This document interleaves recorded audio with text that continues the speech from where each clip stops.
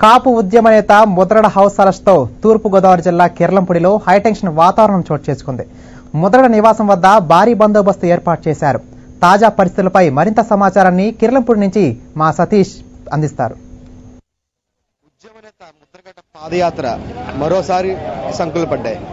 నిన్న గత 24 గంటల పాటు హౌస్ అరెస్ట్ చేసిన పోలీసులు మరి ఈ రోజు ఉదయం 9 గంటలకి మళ్ళీ ముద్రగడ పద్మనాభం గారు మళ్ళీ ఉదయం స్టార్ట్ చేయడం జరిగింది. అయితే ఈ నేపథ్యంలోనే ఆ పోలీసులందరూ కూడా అక్కడ గేట్ దగ్గర అడ్డుకుని ఆయనతో చాలా వరకు వాగ్వాదం చేయడం కూడా జరిగింది. అయితే ఆయన పర్టికులర్ గా కూడా మమ్మల్ని ఎందుకు ఆపుతున్నారని చెప్పి చాలా గట్టిగానే వాళ్ళతో వాగ్వాదం దిగిన పరిస్థితి అయితే అక్కడ నెలకొంది. దాదాపు 15 నిమిషాల పాటు అక్కడ వాళ్ళతో వాగ్వాదం జరిగిన తర్వాత ఎట్టి పరిస్థితుల్లో కూడా చంద్రబాబు నాయుడు మీద కూడా ముద్రగడ పద్మనాభం గారు చాలా వరకు మండిపడినట్టే ఆయన చెప్పడం జరుగుతుంది. అయితే ఎట్టి పరిస్థితుల్లో కూడా కాపు నాయకులందరినీ కూడా కాపు యువత చేసే నాయకులందరినీ కూడా ముద్రగడ పద్మనాభం గారు ఇవాళ కూడా పిలుపునిచ్చినట్టుగా అక్కడ జరిగినట్టుగా తెలుస్తుంది. అదే ఇదే నేపథ్యంలో చూసుకుంటే కనుక ఎవరైతే కాపు నాయకులు ఎవరైతే నిన్న జరిగిన మొత్తం అరెస్టుల నిమిత్తం కూడా చాలా వరకు రాద్ధాంతం చేస్తారని అని చెప్పేసి మనం సీఎం చంద్రబాబు నాయుడు మీద మండిపడిన పరిస్థితి చాలా ఎక్కువగానే మనకు కనిపిస్తుంది. అయితే మొత్తం మీద చూసుకున్నట్టయితే కనుక ముద్రగడ పద్మనాభం చేసిన పాదయాత్రను ఇప్పటివరకు అడ్డుకోవడం కాకుండా ఇప్పుడు మీడియాను కూడా చాలా వరకు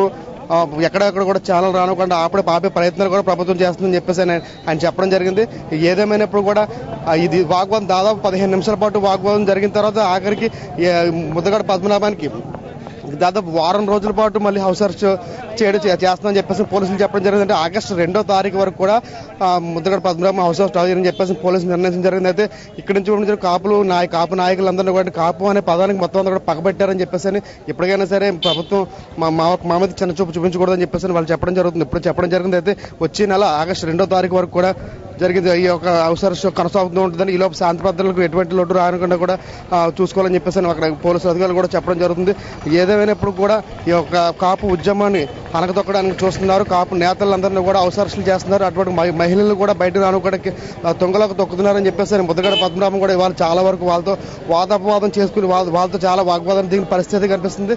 ఎక్కడికక్కడ పోలీసులు కూడా అంటే ఇవాళ చాలా వరకు లేడీ పోలీసులు కూడా చాలా వరకు పెట్టి అక్కడ ఇది చేయడం జరుగుతుంది.